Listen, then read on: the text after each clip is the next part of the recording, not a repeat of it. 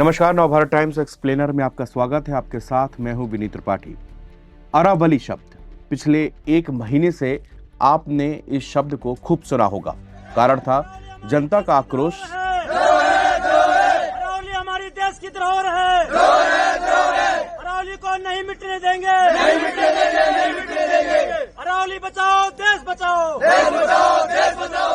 अरावली की पहाड़ियां सिर्फ दिल्ली एनसीआर के लिए लंग्स का काम नहीं करती, बल्कि पूरे उत्तर भारत को भी प्रभावित करती हैं। केंद्र सरकार ने 13 अक्टूबर को अरावली की नई परिभाषा प्रस्तावित की और सुप्रीम कोर्ट ने 20 नवंबर को इसे स्वीकार कर लिया। इस नई परिभाषा पर बहुत चर्चा हुई, विरोध प्रदर्शन हुए। अंत में सुप्रीम कोर्ट ने अपने पुराने आदेश पर रोक लगा दी। 20 नवंबर को जारी आदेश में 100 मीटर से छोटी पहाड़ियों पर खनन के आदेश दिए थे। फिर 21 जनवरी 2026 तक खनन पर रोक लगा दी गई है। अरावली की पहाड़ियों को दशकों तक छला गया, नोचा गया, तोड़ा गया और मिटाया गया। अब इस तरह की खनन गतिविधियां फिर से शुरू हो गई तो इसकी बहुत बड़ी कीमत उत्तर पश्चिमी भारत को भी चुकानी पड़ेगी।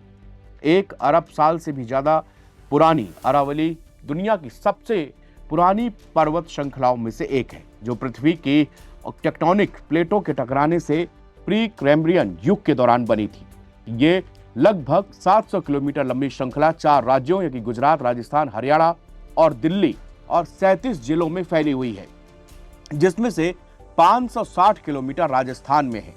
हालांकि आज की श्रृंखला अरावली के जन्म के समय की तुलना से बहुत ज्यादा खराब हो चुकी है।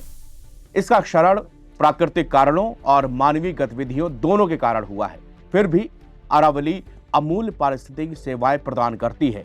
यदि पश्चिमी घाट को प्रायद्वीपीय भारत का जल मीनार और जलवायु नियामक माना जाता है, तो अरावली श्रृंखला उत्तर पश्चिम और उत्तर भारत के मैदानों के लिए एक इकोलॉजिकल शील्ड है। यह श्रृंखला पश्चिम में थार रेगिस्तान से रेत के खिलाफ उत्तरी मैदानों के लिए एक ढाल के रूप में काम करती है। अगर अरावली नहीं होती तो पूरे पूर्वी भाग में रेगिस्तान फैलता जाता। यह उत्तर में हवाई गुणवत्ता की भी रक्षा करता है। रेत की मात्रा अगर बढ़ी तो दिल्ली एनसीआर क्षेत्र के लिए विनाशकारी परिणाम होंगे, जो पहले से ही प्रदूषण की प्रमुख वजहों को कंट्रोल नहीं कर पा रहे। इसके अलावा ये पहाड़ियां अच्छी मात्रा में बारिश भी लाती हैं। इससे खेती और इनके आसपास बसी बस्तियों को पीने के पानी की जरूरतें उनकी पूरी होती हैं। स्टडीज के मुताबिक जंगल कटाई, पत्थरों की खदानों और जमीन के कटाव के कारण अरावली में पहले ही 12 बड़े बड़े गैप बन चुके हैं। ये गैप अजमेर जिले के मगरा पहाड़ियों से लेकर झुंझुनू जिले के खेतड़ी, माधोगढ़ पहाड़ियों और हरियाणा के महेंद्रगढ़ जिले के सबसे उत्तरी पहाड़ियों तक फैले हुए हैं। हालांकि अरावली द्वारा प्रभावित पानी की निकासी और रिचार्ज के बारे में बहुत ज्यादा बातें नहीं की जाती, लेकिन पहाड़ियों की चट्टानी बनावट, एक्वीफर और भूजल स्तर को रिचार्ज करने, राजस्थान और गुजरात की मौसमी नदियों को बचाए रखने के लिए बेहद जरूरी है। केंद्र सरकार की अरावली लैंडस्केप बहाली कार्य योजना इस मोर्चे पर अरावली पहाड़ियों की अहम भूमिका को डॉक्यूमेंटेड भी करती है। इस वर्किंग प्लान में कहा गया है कि ये यानी कि अरावली पर्वतमाला मुख्य वाटरशेड में एक है, जो कि चंबल जैसी नदियों और यमुना की अन्य सहायक नदियों के जरिए बंगाल की खाड़ी और माही, साबरमती, लूनी और अन्य नदियों के जरिए अरब सागर के पानी की निकासी को अलग करती है। वर्किंग प्लान में यह भी कहा गया है कि यह क्षेत्र सांबर, सुल्तानपुर, पुष्कर, फतेह सागर और जयसमंद जैसे महत्वपूर्ण झीलों और वेटलैंड्स का घर भी है। इंडियन एक्सप्रेस की एक रिपोर्ट के मुताबिक इकोलॉजिस्ट और अरावली बायोडाइवर्सिटी पार्क गुड़गांव के क्यूरेटर विजय धस्माना बताते हैं कि अरावली की चट्टानें बहुत ज्यादा टूटी फूटी, घिसी हुई और छिद्रपूर्ण है। इसमें बारिश का पानी सतह पर बहने के बजाय जमीन में गहराई तक रिसता है। यह विशाल लेकिन अदृश्य भंडार फरीदाबाद, गुड़गांव और सोहना जैसे तेजी से बढ़ते कस्बों और शहरों की पानी की सुरक्षा के लिए बहुत जरूरी है। खनन, निर्माण या जंगल कटाई के जरिए इस रिचार्ज सिस्टम में कोई भी रुकावट क्षेत्रीय पानी की उपलब्धता को सीधा और गंभीर खतरा बन जाएगा। बायोडाइवर्सिटी और वन्य जीवों के मोर्चे पर यह पर्वतमालाएं कई तरह के पेड़ पौधे और जीवों के फलने फूलने के लिए एक अनोखी जगह भी है। इस पर्वतमाला में 22 वाइल्ड लाइफ सेंचुरी है, जिसमें राजस्थान में 16 शामिल है। इनमें से 3 यानी कि रणथंभौर, सरिस्का और मुकुंदरा टाइगर रिजर्व है।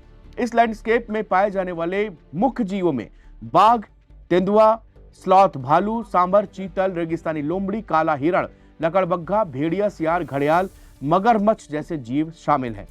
अगर अरावली को काट काट कर इसको सिकोड़ा जाएगा तो ये सारे जानवर कहां जाएंगे। इससे पर्यावरण पर बहुत ही विपरीत प्रभाव पड़ेगा, जो आने वाले 10 या 15 सालों में इंसानों को दिखने लग जाएगा। इंसानों के बढ़ते दबाव, जंगल के नुकसान के कारण जंगल के टुकड़े और संरक्षित इलाके पहले से ही कम होते जा रहे हैं। अरावली स्थानीय लोगों की आजीविका का भी सहारा है और समुदाय यहां से जलाऊ लकड़ी, चारा, फल, सब्जियां और औषधि पौधों पर निर्भर रहते हैं। चुनौतियों और सुरक्षा उपायों की जरूरत अरावली को बहुत पहले से है, लेकिन शहरीकरण, औद्योगिक क्लस्टर और खनन, चाहे वो कानूनी हो या गैर कानूनी, इसके कारण सालों से अरावली को छरा गया है। केंद्र सरकार ने खुद अरावली ग्रीन वॉल प्रोजेक्ट के तहत अपने एक्शन प्लान में बड़े पैमाने पर हुए क्षरण को स्वीकार किया है। वनों की कटाई, खनन, चराई और इंसानी अतिक्रमण के कारण अरावली पर्वत श्रृंखला को बढ़ते खतरों का सामना करना पड़ा है। 1980 के दशक में पहले सरिस्का वाइल्ड लाइफ सेंचुरी के आसपास की वन भूमि को दूसरी जगह इस्तेमाल किया गया, जिससे इसका वन क्षेत्र कम होता चला गया। रेगिस्तानी रेत के पूर्व की ओर बढ़ने से इसका मरुस्थलीकरण बढ़ रहा है, जिससे गुड़गांव और अलवर जैसे क्षेत्रों में असर पिछले दिनों से देखा गया है। खनन गतिविधियों ने जल भंडारों को भीषण नुकसान पहुंचाया है। झीलें सूखी हैं, पर्वत श्रृंखला की वन्य जीवों को सहारा देने की क्षमता भी कम हो चुकी है। हालांकि ये चुनौतियां और बढ़ने वाली है, क्योंकि अरावली को धातुओं और खनिजों जैसी महत्वपूर्ण खनिज भी शामिल है। इसका यहां पर विशाल भंडार भी माना जाता है। भले ही सुप्रीम कोर्ट ने खनन योजना अध्ययन तक कोई भी नई खनन लीज पर किसी भी तरह से हर रोक लगा रखी है, लेकिन उसने महत्वपूर्ण खनिजों के लिए छूट देने की केंद्र सरकार की सिफारिश को स्वीकार किया है। यह पर्वत श्रृंखला सीसा, जस्ता, तांबा, सोना, टंगस्टन का स्रोत है। इसमें tin, graphite, molybdenum, niobium, nickel, lithium और रेयर अर्थ मिनरल्स जैसे महत्वपूर्ण खनिजों का भंडार बताया जाता है। इन्हें energy transition, high technology manufacturing और नेशनल सिक्योरिटी के लिए रणनीतिक रूप से महत्वपूर्ण माना जाता है। गुजरात से लेकर राजस्थान, हरियाणा और दिल्ली तक फैली अरावली माउंट रेंज सिर्फ पहाड़ियों की एक श्रृंखला नहीं है, बल्कि उत्तरी भारत के लिए लाइफलाइन की तरह है। ये पूर्वी राजस्थान और दिल्ली को रेगिस्तान से बनने से बचाने के लिए एक ढाल की तरह काम करती है। लाखों जानवरों का नेचुरल हैबिटेट देती है और भूजल रिसर्च को सबसे अहम भूमिका निभाती है। अरावली पर बहस सिर्फ एनवायरमेंटल नहीं है, यह भारत के सबसे तेजी से बढ़ते इलाकों में से एक urban planning, ground water security, air quality और क्लाइमेट अटेंडेंशन जैसा एक जुड़ा हुआ सब्जेक्ट है। एक्सपर्ट चेतावनी देते हैं कि निचली पहाड़ियों की सुरक्षा कमजोर होने से धूल भरी आंधी और खराब हो सकती है, रेगिस्तान तेजी से बढ़ सकता है। हरियाणा, राजस्थान और दिल्ली में पहले से ही दबाव में चल रहे वाटर टेबल पर यह बहुत बड़ा प्रेशर बना सकती है। हो सकता है कि पर्यावरण संबंधी चीजों को इसके हमें तुरंत के परिणाम देखने को ना मिले। अरावली को दशकों तक चला गया, अरावली को काटा गया और उसका परिणाम यह है कि आज हम बहुत बड़े पैमाने पर पॉल्यूशन देख रहे हैं।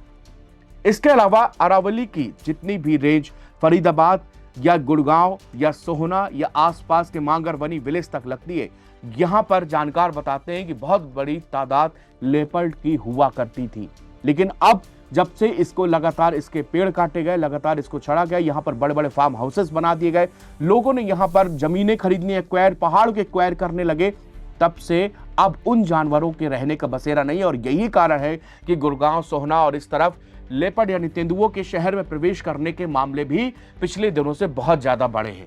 लोगों ने उनसे उनका घर छीना, अब पर्वतमाला को छलने की बारी है, यानी कि इस श्रृंखला को इस तरह से खनन निकाला जाए, यहां से अकूत संपत्ति कमाई जाए। लेकिन आपको पता नहीं कि उत्तर भारत के लोगों के साथ में इतनी बड़ी आबादी के साथ में कितना घातक सिद्ध होगा। ये दूरगामी परिणाम हमको सोचने होंगे, देखने होंगे। फिलहाल इस पर सुप्रीम कोर्ट ने अपने 20 नवंबर वाले आदेश पर रोक लगा दी है, लेकिन देखना होगा कि विस्तृत रिपोर्ट जब जाएगी उसके बाद जनवरी में जब इसकी सुनवाई होगी तो इस पर क्या फैसला लिया जाएगा। शुक्रिया।